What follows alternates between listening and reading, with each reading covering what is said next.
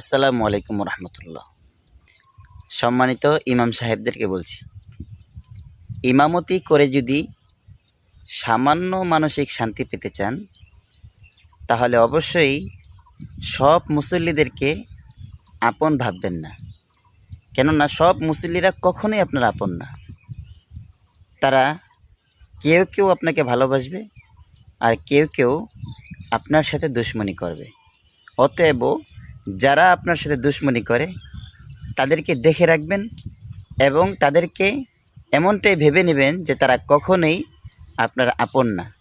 তারা যদিও কোনো সময় আপনার সুনাম করে, সেটা শুধুমাত্র আপনাকে খুশি রাখার জন্যই করে, কিংবা আপনাকে এটা বুঝায় যে সে আপনার শত্রু না। এজন্য আপনাকে সতর্ক থাকতে হবে।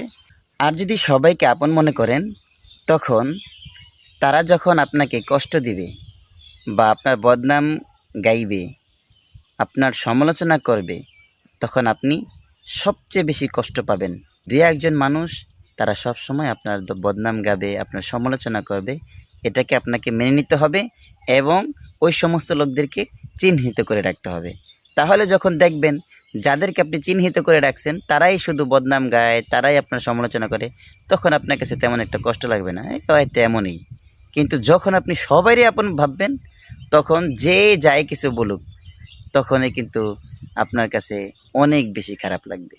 তাহলে আমার মেসেজ হলো, সবাইকে আপন ভাবতে নেই, শুধুমাত্র যারা আপন তাদেরকেই আপন ভাববেন। আর যারা আপনার দুশমন, তাদের সাথে দুশমনি করবেন না বটে, তবে চিহ্নিত করে রাখবেন, যাতে করে আপনাকে অতিরিক্ত কষ্ট পেতে না হয়।